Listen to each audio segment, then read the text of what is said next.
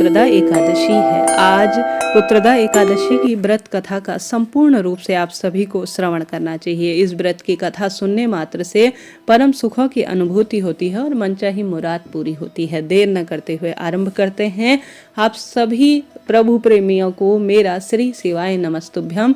कैसे हैं आप सभी? आप सभी भी कमेंट्स में हर हर महादेव या ओम नमो भगवते वासुदेवाय या राधा नाम का जाप करते हुए आवश्यक रूप से लिखिएगा। और साथ ही आप सभी के इष्ट पितृ देवी देवताओं को कोटि कोटि प्रणाम करते हुए आज का वीडियो आरंभ करते हैं। मेरे साथ आप सभी भी बोलिए, श्री कृष्ण गोविंद हरे मुरारी, हे नाथ नारायण वासुदेवा। जय श्री कृष्ण। हर हर महादेव। श्री कृष्ण के चरणों में अर्जुन ने प्रणाम कर श्रद्धा पूर्वक प्रार्थना की कि हे मधुसूदन, अब आप मुझे पौष माह के शुक्ल पक्ष की एकादशी के महात्म को बताने की कृपा करें। इस एकादशी का क्या नाम है, इसका क्या विधान है, किस देवता का पूजन किया जाता है, इस व्रत में कृपा करके मेरे इन सभी प्रश्नों का उत्तर देने की कृपा करें।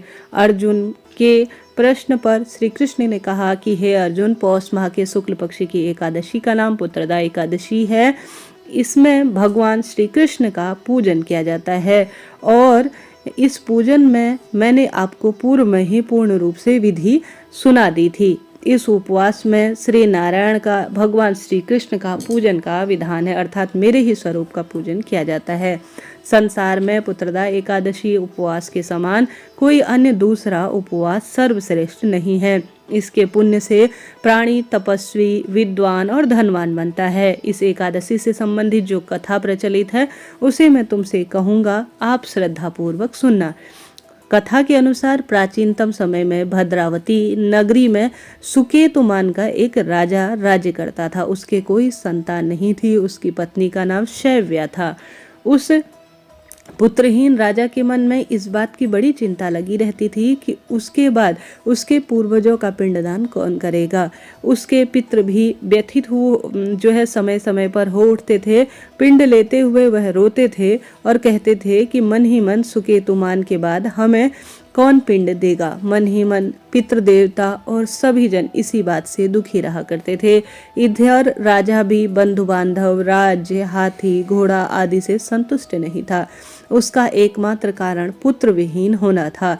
बिना पुत्र के पितरों और देवताओं के ऋण से मैं कैसे मुक्त होऊंगा, इसी चिंता में दिन प्रतिदिन राजा का जीवन घुलता चला जा रहा था। इस चिंता के कारण एक दिन वह इतना दुखी हुआ कि उसने अपने मन में अपने शरीर को त्याग देने की इच्छा उत्पन्न की, किंतु वह सोचने लगा कि आत्महत्या करना तो महापाप है, अतः इससे इस विचार को मैं मन से पूर्ण रूप से निकाल ही देता हूँ। एक दिन इन्हीं विचारों में डूबा वह घोड़े पर सवार होता हुआ वन में चल दिया। घोड़े पर सवार राजा वन, पक्षियों और सभी वृक्षों को देखने लगा। उसके मन में उसने देखा कि पूर्ण रूप से यह वन जो है, मृग, बाघ, सिंह, बंदर आदि यहाँ पूर्ण रूप से विचार कर रहे हैं।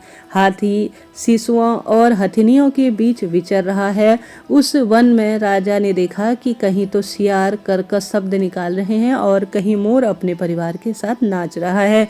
वन के दृश्यों को देखकर राजा और ज्यादा दुखी हुआ कि उसका पुत्र आखिर क्यों नहीं है। इसी सोच विचार में उसे दोपहर तक यही समय लगा बीतने, सोचने, समझने में कि अब वह आगे क्या करे। यह सोचने लगा कि मैंने अनेकों यज्ञ किए, अनेक ब्राह्मणों को स्वादिष्ट भोजन कराया, किंतु मुझे फिर भी यह दुख आखिर क्यों मिला, इसका क्या कारण है। अपनी व्यथा किससे कहूँ, मेरी व्यथा का कौन समाधान करेगा। ऐसा सोचते सोचते वह फूट फूट कर रोने लगा। अपने विचारों में खोए राजा को प्यास लगी। वह पानी की तलाश में आगे बढ़ा। कुछ दूर जाने पर उसे एक सरोवर मिला। उस सरोवर में पुष्प कमल खिले हुए थे। सारस, हंस, घड़ियाल आदि जल क्रीड़ा में मग्न थे। सरोवर के चारों तरफ ऋषियों के आश्रम बने हुए थे। अचानक राजा के दाहिने अंग फड़कने लगे। इसे शुभ शकुन समझकर राजा मन में प्रसन्न होता हुआ घोड़े से नीचे उतरा और सरोवर के किनारे बैठते हुए ऋषियों को प्रणाम कर उनके आगे नतमस्तक हो उठा। ऋषिवर बोले, हे राजन, हम तुमसे अति प्रसन्न हैं। तुम्हारी जो इच्छा है हमसे कहो। राजा ने प्रश्न किया, हे विप्रो, आप कौन हैं और इस यहाँ पर किस लिए आप रह रहे हैं? ऋषि बोले, राजन, आज पुत्र की इच्छा करने वालों को श्रेष्ठ पुत्र प्रदान करने वाली पुत्रदा एकादशी है। आज से 5 दिन बाद माघ स्नान शुरू हो जाएगा और हम सब इसी सरोवर पर स्नान करने आए हैं। ऋषियों की बात सुनकर राजा ने कहा कि हे मुनियों, मेरा भी कोई पुत्र नहीं है। यदि आप मुझे प्रसन्न हैं तो कृपा कर मुझे एक पुत्र का वरदान दीजिए। ऋषि बोले, हे राजन, आज पुत्रदा एकादशी है, आप जो है इसका उपवास करें। भगवान श्रीहरि की अनुकंपा से आपके घर में भी अवश्य पुत्र होगा।